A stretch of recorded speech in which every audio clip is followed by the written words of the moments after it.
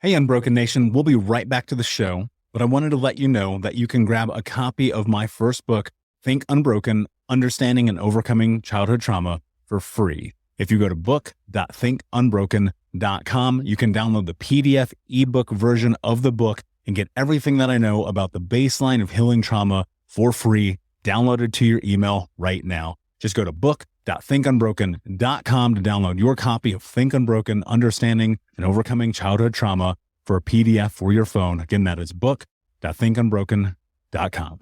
You're listening to the Think Unbroken podcast, and I'm your host, Michael Unbroken. I'm an author, speaker, coach, and advocate for adult survivors of childhood trauma and abuse. In this podcast, you will learn how to transform your trauma into triumph, turn breakdowns into breakthroughs, and go from victim to being the hero of your own story. You can learn more at thinkunbrokenpodcast.com, and of course, check us out on Apple Podcasts and Spotify at Think Unbroken Podcast.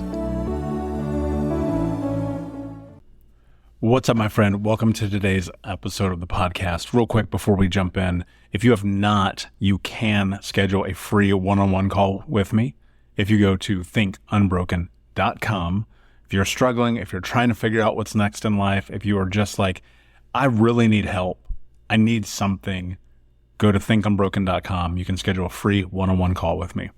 That said, let's get into today's show. One of the things that I kind of focus my attention and my energy around is this idea of tiny steps and giant goals.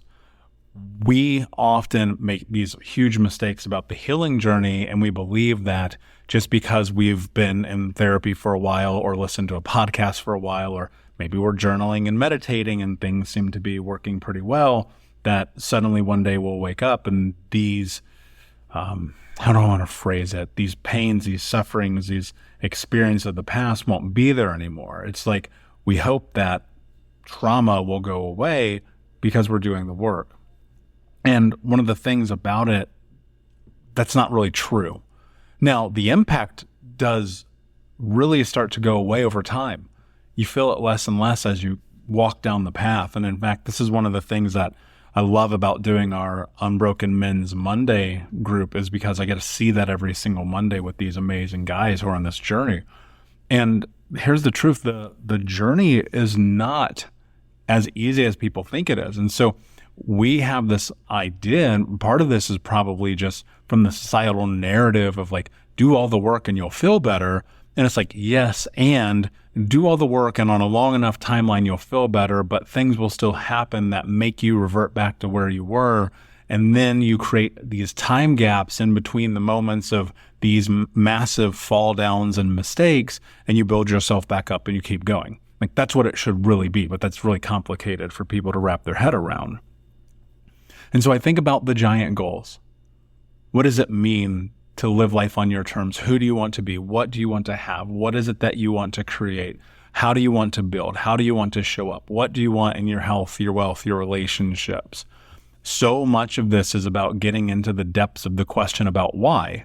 And there's some fear around our big goals because we believe that maybe we're not good enough, or it's not for us, or it's for someone else, or maybe it's meant and destined that it's for a person that we could be and not the person that we are. And I just don't find that to be true. And one of the really difficult parts of the healing journey is getting to the place where you can reconcile who it was that you were in the past with who you are today, and understand that you have permission to be great. And it's difficult. Like, it's really hard to be the greatest version of yourself. I mean, I walk through that personally. Like, I don't think by any stretch of the imagination I'm a perfect person. I definitely make mistakes. I definitely screw up. But one of the things that I try to do is to get back up and keep going. And in the reconciliation that I have for myself within my own journey, a lot of it is getting to the place of just continuing to give myself permission.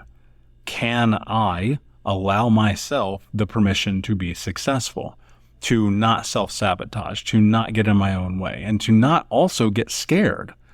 And you're going to have fear in the journey because that's just a part of the journey. Like, I've never met anyone, no matter where we are in our lives or our journeys, that don't face some kind of fear as they're walking this path.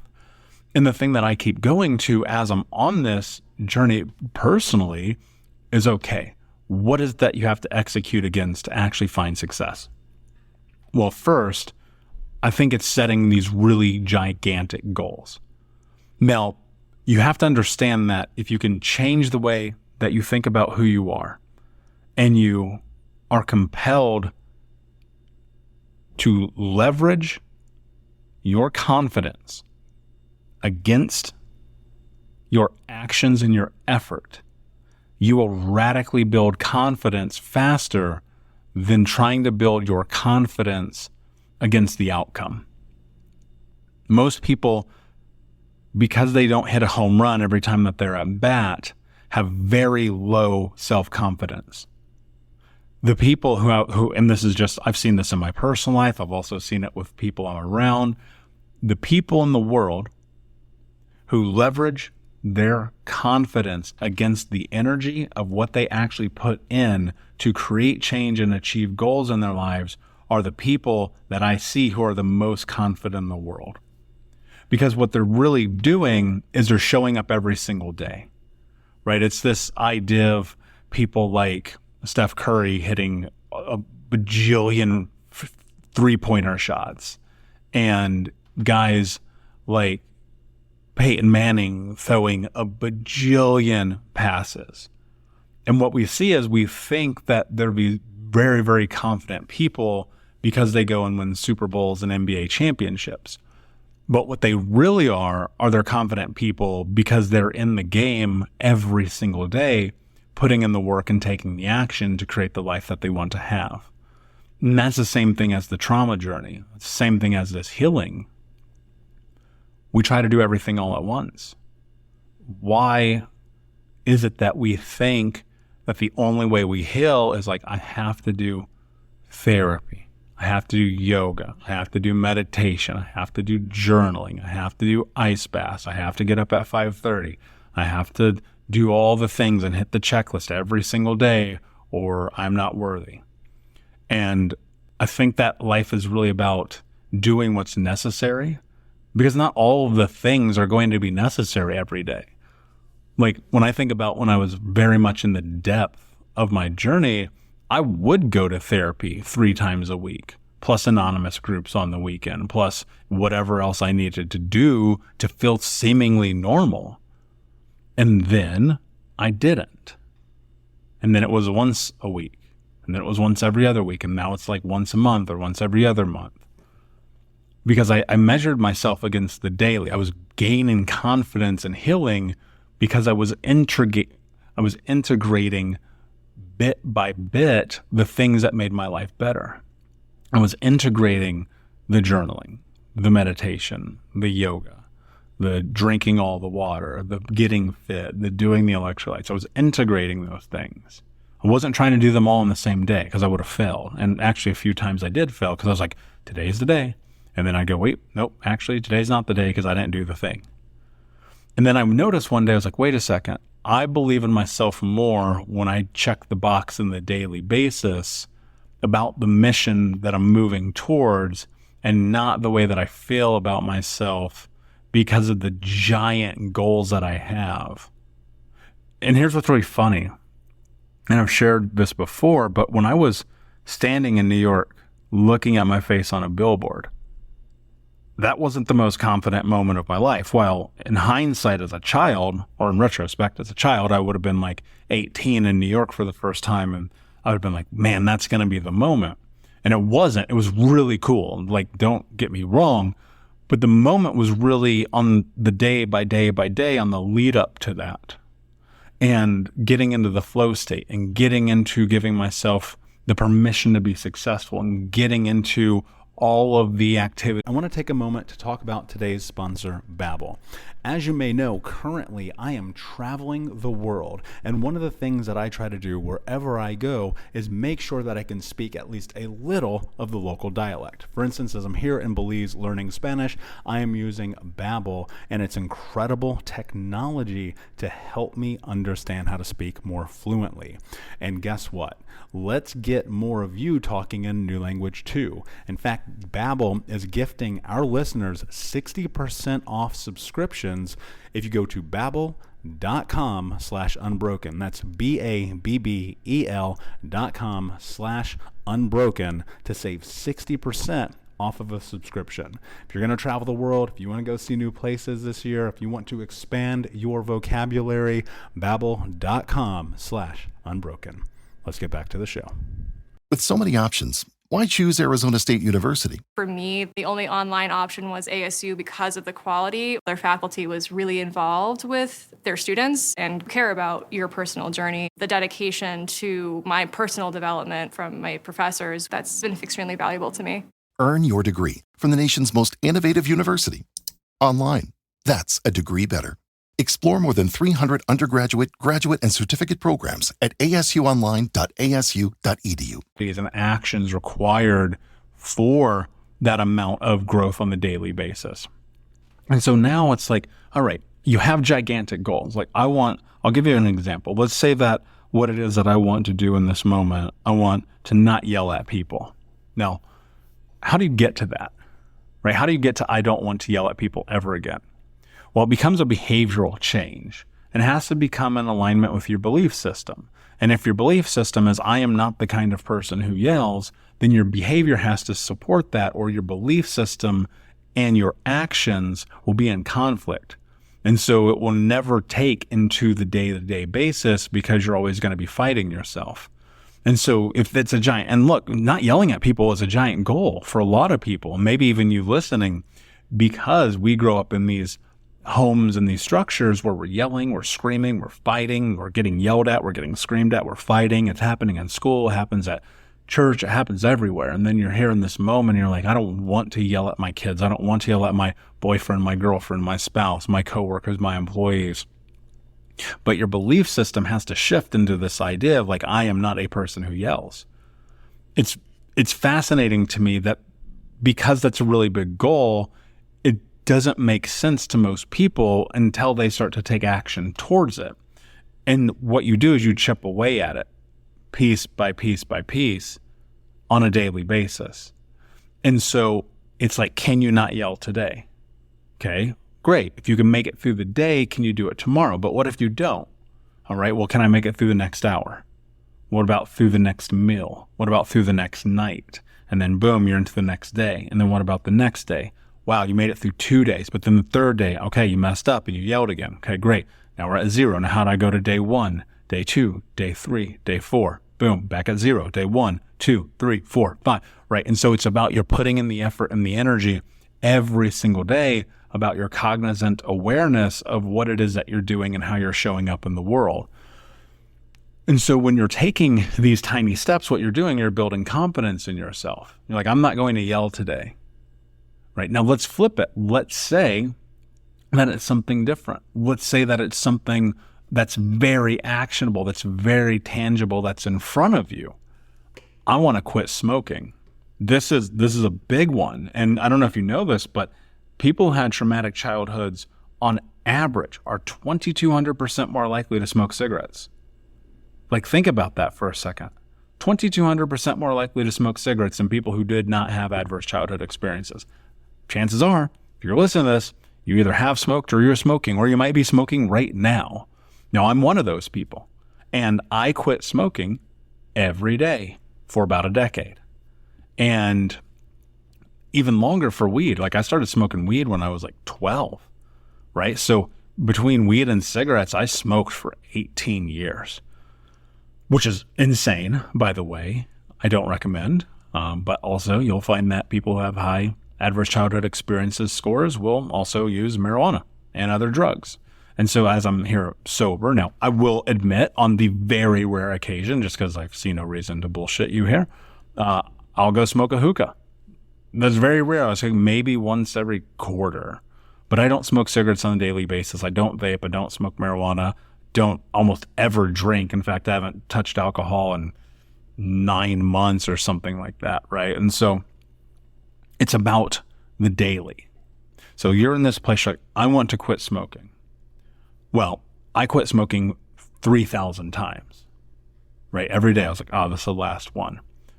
And what happened was I realized that I was only ever going to fully be done when I changed my belief system and I shifted, because like not smoking was such a big goal. Almost everyone in my family smoked cigarettes. I mean, like literally almost everyone. All of my friends smoked cigarettes. Literally almost everyone.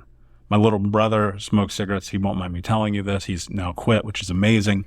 You know, at the time when I smoked, all of my girlfriends smoked. Like it was just a thing. It's probably also a Midwest thing. It's cultural, I'm sure, to some capacity. And so here I am. I'm like, all right, I have to change my belief system. And my belief system switched to, I am the person who does not smoke. I do not smoke. I do not smoke. And it was just day in, day out. Because the goal, holy crap, like, and I mean this genuinely, the idea that I could quit smoking, you might as well told me I was going to fly an airplane in outer space, because I was so far away from the notion of that as a realm of possibility. And what happened is I quit smoking.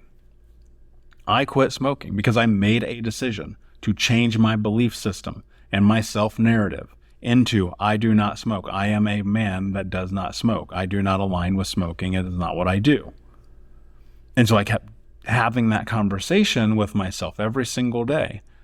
And then I would get tempted, and I'd literally like, gosh, go buy a pack of cigarettes, smoke one, crumble it up, throw it in the trash, pour water on it. And I'd make it 2 or 3 days, and I'd do it again. And I'd make it 7 days, and then I'd do it again. And I'd make it a month, and I'd do it again. And then I was like, one day I was like, wait a second. It's been like 6 months. Wow, it's been a year. Holy crap, it's almost been a decade. Because I changed my belief system. The goal was huge, but it was tiny steps every day that got me there. But it all starts with our belief systems. And so I want you to challenge yourself as you're standing in front of what's next in your journey about what it is that you want and who you want to be. And make a decision, like make a really hard thought, emotional belief system based decision about who you are. Because if you do, everything in your life will be different. And that's one of the hardest things about this journey. You have to get to that place in your head where you give yourself the thing that you know that you need to make your life better. And then you attach your confidence to the daily basis. What can I do today to reinforce my belief in the thing that I am doing that is moving me towards these giant goals? Because if you can do that, my friend, you can do anything. So that said, go crush it today. Go crush it this week. Thank you for listening to the podcast. I just found out we are a top 75 show in the world, and I appreciate you so greatly. And I really want to get this show back to number 1 again. It's been a while. It's been a few years since we had a number 1 slot, and I cannot do it without you. So please do me a favor. Go on Apple Podcast, hit that review. Whether it's 5 stars, 4, 3, 2, or 1, be honest. Leave a review, leave a comment. Go to Apple Podcasts, go to Spotify. If you're on Spotify, leave a review. If you're not subscribed, please subscribe, because I want to continue to make this content and help people. And as you know, this is not only my passion, but it's what I'm here to do. And I cannot do it without people like you. So take care of yourself, take care of each other. And until next time, my friend, be unbroken. I'll see you soon. Thank you so much for listening to Think Unbroken. Please share this episode with someone who could use it and help us move forward in our mission of ending generational trauma in our lifetime. And if you would, please take 5 seconds to pop on iTunes or Spotify, hit that 5-star, leave a review. And you can also reach out to us on social at Michael Unbroken or at Think Unbroken. And of course, you can check out our YouTube channel at Think Unbroken. Thank you for being a part of Unbroken Nation, my friends. And until next time, be unbroken. We'll be right back to today's show, but before we do, I want to let you know that you can get a free copy of my first book, Think Unbroken, Understanding and Overcoming Childhood Trauma, when you leave a review for the podcast on Apple Podcast, either on desktop or on your phone. All you have to do is go to Apple Podcasts, look up Think Unbroken, click follow in the top right, and then go and leave a review at the bottom. And when you leave that review, screenshot it and send it over to book.thinkunbroken.com, where you can upload your contact and mailing information, and we will send you a free copy of this award-winning best-selling book, absolutely free, including shipping. Just go to book.thinkunbroken.com to upload your screenshot review from Apple Podcasts for the Think Unbroken podcast. And until next time, my friend, be unbroken. I'll see ya.